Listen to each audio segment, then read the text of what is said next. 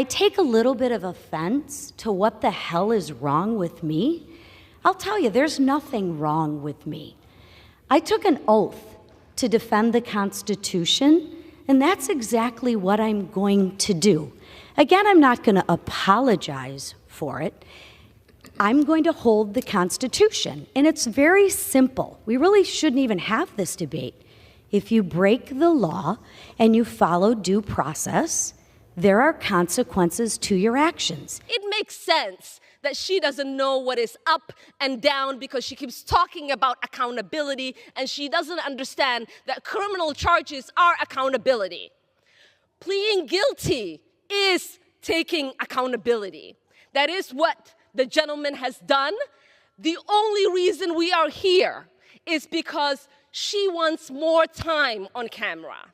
It is to make sure there is an ability to send a fundraiser asking for money. This censure is not necessary because this gentleman has already been held accountable. Wow.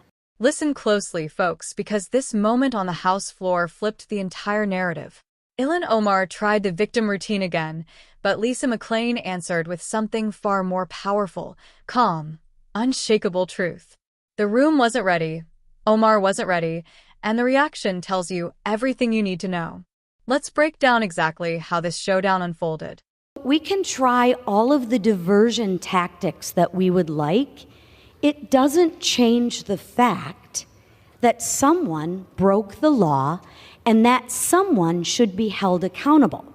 It is disappointing, Mr. Speaker, that their own party can't hold them accountable, that they have such hypocrisy.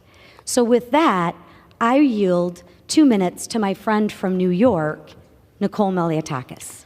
Gentlelady is recognized for 2 minutes. Thank you, Mr. Speaker. We've heard from my colleagues the reasons why the Representative Omar should be removed from this committee, but I feel like all the reasons have not just yet been stated, which is why I rise to add for the record. We've heard about the comments that were made regarding anti-Semitism and anti-Israeli views, but I rise to add to the record that as a member of the Foreign Affairs Committee, I've sat there and heard the representative actually spew anti-American rhetoric as well. I've been in that committee room where the representative equates Israel and the United States to Hamas and the Taliban. Absolutely unacceptable for a member of that committee. I've also heard the representative equate that it is the United States' fault that there is turmoil in Venezuela, that is not because of the oppressive socialist and communism that has spread throughout Central and South America and Venezuela at the hands of the Maduro and Hugo Chavez regimes. That is unacceptable.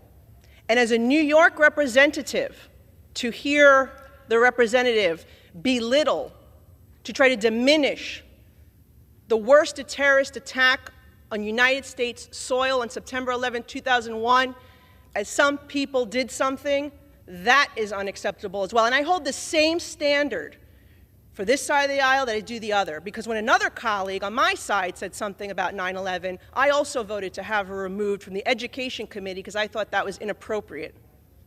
So I'm being consistent here, and I hope my colleagues will do the same to show that this is about consistency and accountability, because we should not have an individual with those views on the committee that is tasked with representing our country and our Congress to foreign nations. I yield back. Something major happened today, and it exposed a pattern we've seen for far too long. Omar expected sympathy, silence, or surrender, but what she got was a steady pushback that completely disrupted her script. No anger, no theatrics, just accountability. And the shift in the room was immediate. It all began with a 218 to 211 vote that triggered Omar's predictable attempt to reframe herself as a target. She spoke of accountability, but conveniently ignored the fact that criminal charges already are accountability. Guilty pleas are accountability. That's why this debate existed in the first place. But instead of addressing the facts, she leaned into outrage, her usual move when her record is questioned. This time, however, she ran into someone who wasn't playing along. Lisa McClain stepped forward calm, controlled, and unbothered by Omar's emotional framing. She reminded the chamber and the country of a simple truth. If you break the law, due process follows, and consequences follow after that. Even if you apologize. McClain didn't waver. She didn't soften her stance. She said clearly that defending the Constitution is not something she will ever apologize for. Then came Nicole Malliotakis, adding a level of detail that many Americans needed to hear. She laid out Omar's record plainly: anti-Israel comments, anti-American statements, accusations against the U.S. and Israel that equated them with Hamas and the Taliban, and the infamous remark minimizing 9/11 as some people did something. She reminded the chamber that blaming America for Venezuela's collapse was just another example of rhetoric that does not belong on the Foreign Affairs Committee. But the most striking part of the whole exchange was the silence that followed. Omar expected the room to fold. She expected support. Instead, she faced people who refused to bow.